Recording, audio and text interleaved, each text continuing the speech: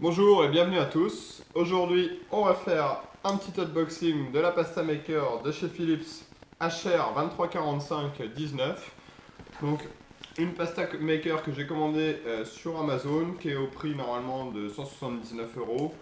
Elle était en promo sur Amazon Italie, c'est pour ça que vous voyez que le carton est en italien, ou frais de port compris, du coup elle est revenue à moins de 100 €. Il y avait à peu près 85 € de machine, plus 14 € de frais de port, il me semble. Donc on va voir ensemble ce qu'il y a dans cette petite machine, que j'attendais avec impatience pour le coup, histoire de faire des pâtes fraîches. Donc en tant que gros amateur de pâtes, on va voir tester tout ce qui pourrait être utile à cette machine. Donc un manuel forcément, des outils de nettoyage pour le moment.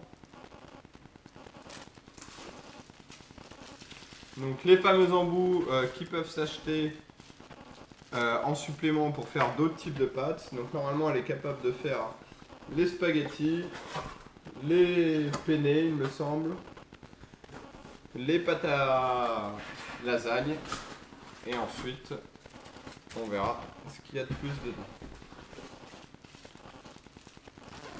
Donc l'embout à penne, l'embout à spaghetti, celui-là ça doit être celui à lasagne. Et on sort tout de suite la bête. Donc en photo le design était assez sympa. Donc on va voir tout de suite si... En tout cas le poids est assez intéressant. Ça a l'air assez solide. Compact pour pouvoir mettre dans la cuisine facilement. La cuisine n'est pas énorme non plus. Elle fait à peu près 400 g de pâte au maximum. Donc grosso modo 3 portions, 4 si vous êtes vraiment petit mangeur de pâtes. Donc avec, on retrouve un livret de cuisine intéressant parce que du coup il est en français aussi, malgré que je l'ai acheté sur Amazon Italie. Donc ça servira.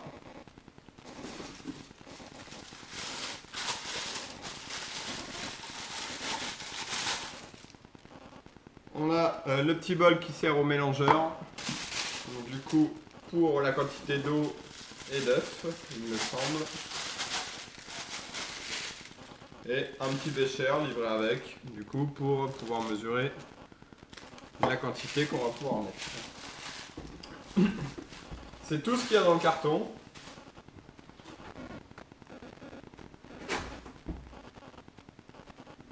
Ah, donc le dernier que j'ai pas cité, c'était pour les fettuccine, pour faire les pâtes.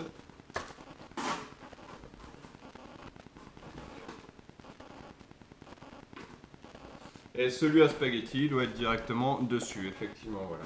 Donc 4 types de pâtes, les fettuccine, les penne, les spaghettis et la pâte qui permet de faire des pâtes en feuilles, ils disent. Donc grosso modo, je pensais aux lasagnes.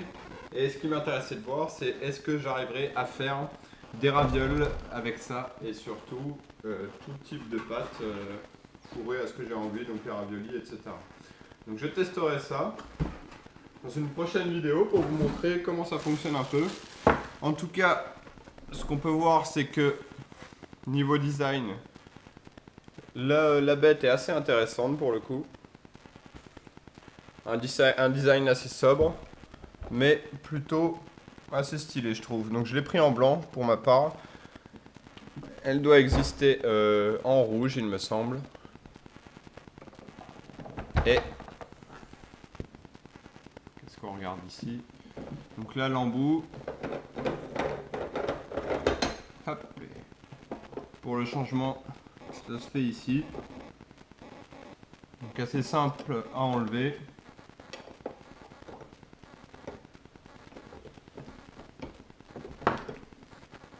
Il y a des petits ergots à l'intérieur, ça doit être assez simple à remettre aussi. Voilà. Ça se visse, la tête est en métal.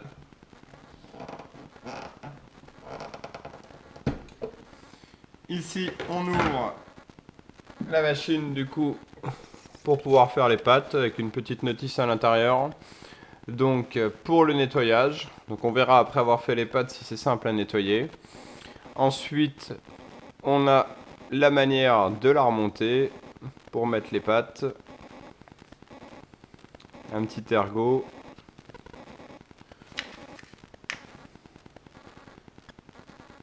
Et la façon de faire les pâtes, donc comme vous voyez avec le mélangeur, on met ça du côté du mélangeur ici. Et ça, donc on se demandait à quoi ça servait, donc c'est pour le nettoyage et pour couper les pâtes en fait. Donc une machine qui a l'air plutôt intéressante. On verra à l'utilisation ce que ça donnera. Si vous avez des questions, n'hésitez pas à les poser de toute façon en commentaire.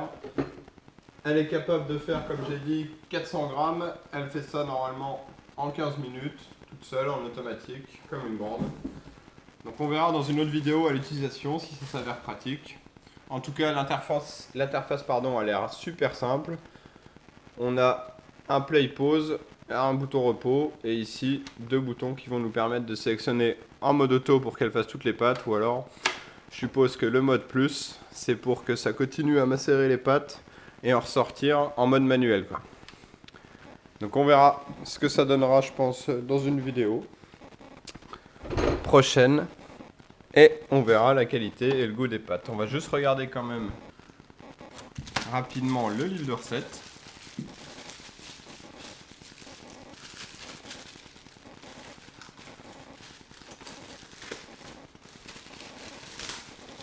En tout cas, la machine a l'air plutôt robuste. C'est intéressant, elle fait pas très cheap. Du plastique, il y a du poids. Il faut qu'à mon avis, elle tienne en place pour pouvoir en sortir les pâtes. Et si on regarde un petit peu le livre de recettes, pour le coup, donc un sommaire comme je vous le disais en français, assez intéressant. La machine, les pâtes maison et l'explication. Voilà. Donc au-dessus, on verra ça en faisant les pâtes. L'œuf mélangé à de l'eau, il se rajoute dans la partie supérieure. Ici, on voit qu'on a un petit trou au-dessus de la machine, pour le coup. Et ça se rajoute de ce côté-là. Préparer les pâtes. Donc on verra. Je vais tester tout ça de toute façon. Je vous dirai ce que j'en pense. Si le goût est bien et meilleur. Ce qui est intéressant, c'est qu'on peut vraiment faire tout type de pâtes en rajoutant du jus de légumes, sûrement des pâtes sans gluten pour les aficionados du sans gluten. On peut colorer les pâtes avec des colorants naturels ou du jus d'épinard, du pesto, mélanger tout ça. Ça a l'air assez complet. Et du coup, spaghetti carbo.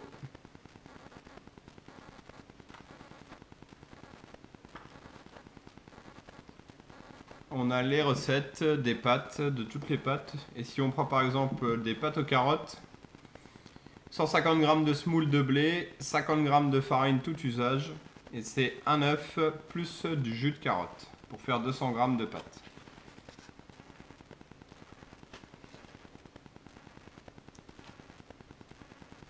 Donc on testera bien. Il doit sûrement y avoir aussi des recettes de gens qui ont testé un peu tout ça, parce que les machines à pâtes sont en train de plus en plus se répandre.